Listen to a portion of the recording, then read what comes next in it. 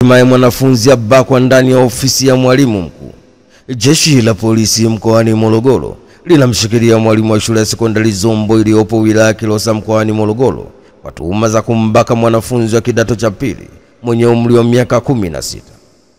Kamanda wa polisi mkoani Morogoro SACP Alex Mkama amemtaja mwalimu huyo anayetuhumiwa kubaka kuwa ni Mkame Mwansumo mwenye umri wa miaka 30 na kwamba anadaiwa kufanya kosa hilo majira ya asubuhi Machi 19 mwaka 2025 ndani ya ofisi ya mwalimu mkuu baada ya kumtuma akachukua andalio la masomo. RPC Mkama amesema baada ya mwanafunzi huyo kwenda ofisini aliyokuwa ametumwa katika ofisi ya mwalimu mkuu, mwalimu alimfuata nyuma na kuingia ndani na kufunga mlango. Amesema mwalimu huyo alikuwa na kaimu nafasi ya ukuu wa shule. Kwa uchunguzi wa awali umebaini chanzo ni mmomonyoko wa kimaadili kwa mwalimu huyo. Kwa sasa mwalimu anaendelea kuhojiwa na upelelezi utakapokamilika atafikishwa mahakamani. Ni taarifa kutoka Morogoro. Hatimaye jeshi la polisi mkoani Morogoro linamshikilia mwalimu wa shule ya sekondari Zombo iliyopo wilaya ya Kilosa mkoani Morogoro kwa tuhuma za kumbaka mwanafunzi wa kidato cha pili mwenye umri wa miaka 16. Kamanda wa polisi mkoani Morogoro SACP Alex Mkama amemtaja mwalimu huyo aliyetuhumiwa kubaka kuwa ni Mkame Msumo mwenye umri wa miaka 30 na kwamba anadaiwa kufanya kosa hilo majira ya asubuhi Machi 19 mwaka 2025 ndani ya ofisi ya mwalimu mkuu baada ya kumtuma akachukua andalio la masomo. M23 wagoma kusitisha vita na wavamia mji mpya. Kundi la waasi wa M23 limegoma kusitisha vita ambapo linaendelea na mashambulizi mashariki mwa Jamhuri ya Kidemokrasia ya Kongo na kuingia katika mji mpya wa Likawe ikiwa zimepita siku mbili baada ya rais wa Kongo Felix Tshisekedi na rais wa Rwanda Paul Kagame watoe wito wa kusitisha mapigano kufuatia mkutano wao uliofanyika huko Qatar.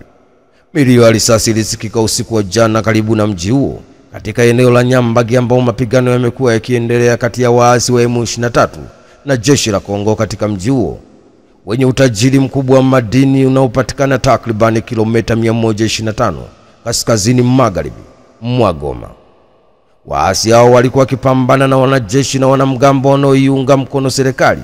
baada ya kuvuka eneo la nje ya jeshi nje kidogo ya mji katika shambulio la kushtukiza. Kusonga mbele kwa M23 upande wa magharibi kulilazimisha kampuni Alpha Mineral Resources wiki iliyopita kusimamisha shughuli zake katika mgodi wake wa madini ya tini takriban kilomita 60 kaskazini magharibi mwa mji wa Likawe. Mji huo wenye takriban watu 1.5 upo umbali wa kilomita 125 maili 80 kaskazini magharibi mwa mji mkubwa wa Goma mashariki mwa Jamhuri ya Kidemokrasia ya Kongo ambapo waasi waliuteka mwezi Januari mwaka huu na kuweka ndani kilomita 400 kutoka Kisangani, mji wa 4 kwa ukubwa nchini Kongo. Ni taarifa kutoka nchini Kongo. Hatimaye kundi la waasi wa M23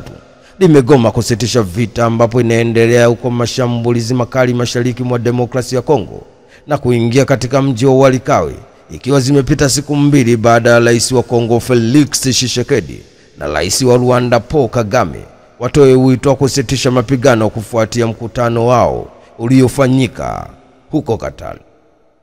Haya usigerewa dako akitolosha mtoto. Jeshi la polisi mkoani Tabora linamshikilia binti mmoja aitwaye Christina Nation mwenye umri wa miaka 15, mfanyakazi wa ndani mkoani Tabora ambaye ni mkazi wa kijiji cha Magalasi wilaya ya Kasulu mkoani Kigoma kwa tuhuma za kujaribu kutolosha mtoto mchanga wa kike mwenye umri wa miezi 3 kutoka kwa mwajiri wake aitwaye Beatrice Kiboma, mkazi wa Cheyo B manispaa ya Tabora. Kamanda wa jeshi la polisi mkoani Tabora Richard Obwao amesema tukio hilo lilitokea Machi 19 mwaka 2025 ambapo binti huyo alitoka nje na mtoto huyo kwa ajili ya kwenda kuanika nguo, lakini hakufanya hivyo na badala yake alitoka nje ya geti la nyumba hiyo na kujaribu kutoroka, huku taarifa za awali za jeshi la polisi ikisema kuwa binti huyo alitolosha mtoto ili arudi naye kwao Kigoma, kwani wakati anaondoka kwao huko Kasulu alidanganya kuwa ni mjamzito.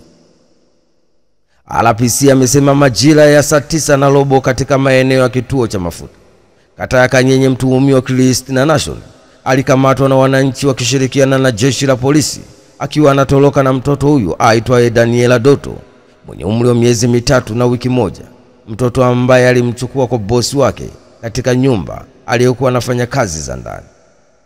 Machi 18 mwaka 2025 majira saa 7 za mchana ndio siku ambayo mtuhumiwa alifika hapa Tabora akiwa na rafiki yake kwa ajili ya kufanya kazi za ndani, huku kwa maelezo yake akisema alidanganya kwao kuwa ni mjamzito,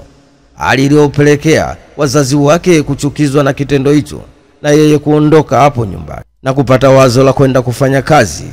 mkoani Tabora. Mtuhumiwa amefanya kazi kwa siku moja tu, akaona kazi ni nyingi, hivyo akaamua kuondoka na kutoroka na mtoto huyo. Tukafanikiwa kumkamata kabla ya kutoroka nje ya Tabora. Jeshi la polisi linaendelea na uchunguzi wa jambo hili na kujua kwa kina sababu za kutorosha mtoto huyo, kama kuna sababu nyingine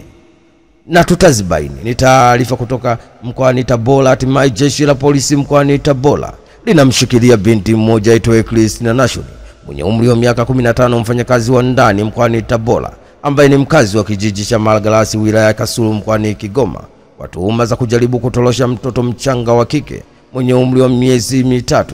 na wiki moja kutoka kwa mwajiri wake aitwaye Beatrice Kiboma, mkazi wa Cheyob manispaa ya Tabora. Tanzania kutafuta wekezaji kuzalisha ARV.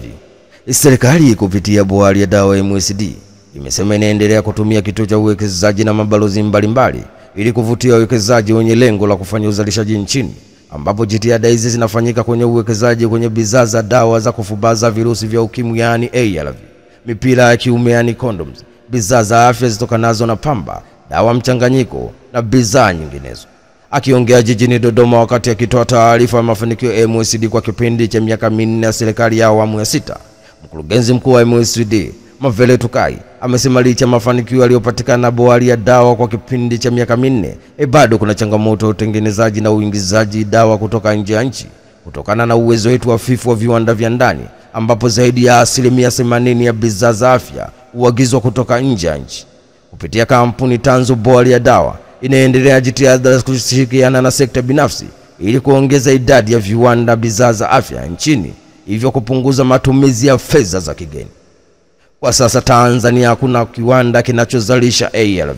wala condoms. Hivyo viwanda hivyo vikifanikiwa kujengwa vitakuwa ni viwanda pekee vinavyozalisha bidhaa hizo, hatua ambayo itasaidia kuhakiki na kupatikana kwake kwa hususan wakati huu ambapo serikali ya Rais wa Marekani Donald Trump za kusitisha misaada ya USAID zinazokwenda kuasili upatikanaji wa ARV maeneo mbalimbali ikiwemo Afrika. Ni taarifa kutoka jijini Dodoma. Hatimaye serikali kupitia bohari ya dawa MSD imesema inaendelea kutumia kituo cha uwekezaji na mabalozi mbalimbali ili kuvutia wawekezaji wenye lengo la kufanya uzalishaji nchini Tanzania, ambapo jitihada hizi zikifanyika kwenye uwekezaji kwenye bidhaa za dawa za kufubaza virusi vya ukimwi yani ARV na mipira ya kiume yani condom, bidhaa za afya zitokanazo na pamba, dawa mchanganyiko na bidhaa nyinginezo. Raia wa Tanzania sasa mtaingia nchini Kongo bila visa.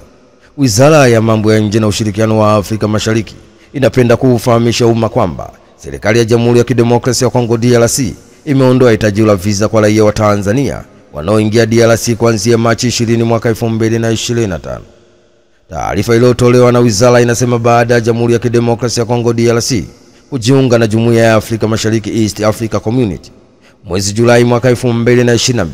na baadaye Septemba 2 mwaka 2023, serikali ya Jamhuri ya Muungano wa Tanzania iliondoa utaratibu wa malipo ya visa kwa raia wanaotoka nchini Kongo, kwa matarajio ya nchi ya DRC pia kufuta utaratibu wa kutoza malipo ya visa kwa msingi wa kuunga mkono umoja wao. Serikali ya Jamhuri ya Muungano wa Tanzania inaamini kuwa uamuzi huu wa serikali ya DRC ni hatua nzuri katika kuimarisha muungano na utakuwa na manufaa, ikizingatia kuwa muingiliano mkubwa wa wananchi wa nchi hizi mbili katika masuala mbalimbali ya kijamii, ya kibiashara, vile vile kuondolewa kwa hitajio la visa utachochea ukuaji wa uwekezaji, biashara na kupunguza gharama. Hatua hii ni mmoja wa mafanikio ya serikali ya awamu ya 6 inaongozwa na Rais wa Tanzania Daktari Samia Suluhu Hassan, Rais wa Jamhuri ya Muungano wa Tanzania, katika kuimarisha mahusiano ya kidiplomasia na ujirani mwema kwa vitendo na ishara ya Tanzania kuzingatia miongozo ya Jamhuri ya Afrika Mashariki pamoja na mkataba wa eneo hili la biashara la bara la Afrika. Ni taarifa kutoka jijini Dar es Salaam. Hatimaye Wizara ya Mambo ya Nje na Ushirikiano wa Afrika Mashariki inapenda kufahamisha umma kwamba serikali ya Jamhuri ya Kidemokrasia ya Kongo DRC imeondoa hitajio la visa kwa raia wa Tanzania wanaoingia nchini DRC kuanzia Machi 20 mwaka 2025.